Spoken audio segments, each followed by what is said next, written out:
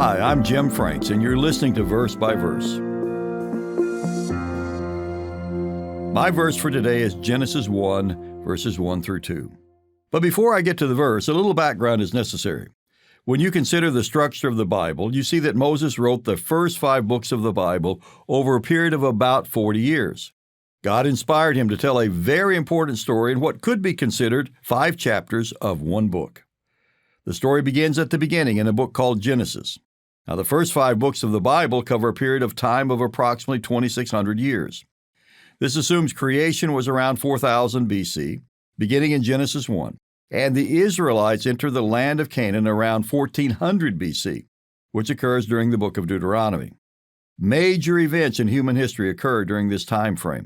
Creation itself, the flood, the Tower of Babel, with the dividing of the languages, and the formation of the nation of Israel. The foundation of civilization is formed during this 2,600 years. Now, with that as our background, let's go to my verse for today, Genesis 1, verses 1 through 2. There's a tremendous amount of history summarized in these 2 verses. In fact, there could be billions of years between these 2 verses. How is that possible, you might ask? Well, let's take a look. Genesis 1, verses 1 through 2. In the beginning, God created the heavens and the earth. The earth was without form and void, and darkness was on the face of the deep. And the Spirit of God was hovering over the face of the waters. Now, in verse 1, we have the creation of everything from nothing. The word created from the Hebrew means to bring into existence from nothing. God spoke, and the heavens and the earth were created. We know that God does not create anything in vain or in chaos. In fact, the Bible confirms that God did not create the earth in vain. Yet the very next verse, verse 2, describes a very dark earth, covered with water and with no light. Did God create the world this way? We do not accept that as being true or even possible. So what happens between verse 1 and verse 2? The Hebrew word for the English was in verse 2 is actually a root word that means to exist, to become, or come to pass. It is number 1961 in Strong's Concordance. The word in Hebrew is hayah.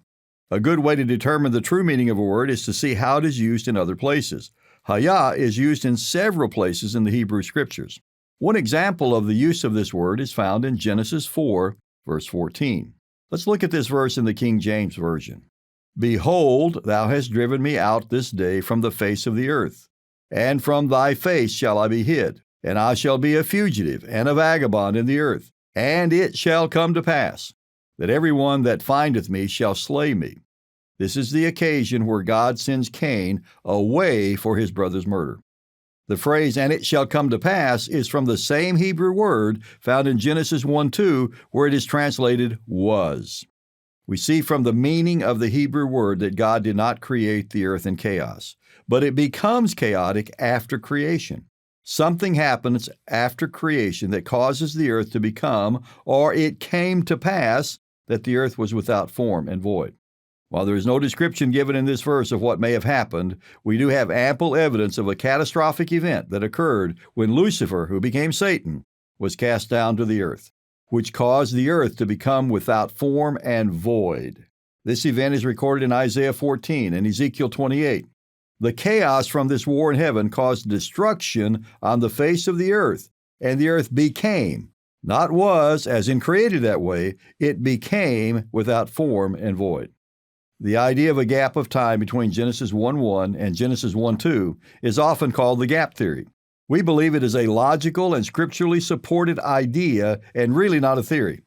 The passage of time between Genesis 1:1 and Genesis 1:2 explains how the earth could be created and then become without form and void.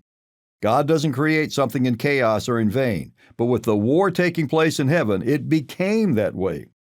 This is followed by the recreation as recorded in the remainder of Genesis 1.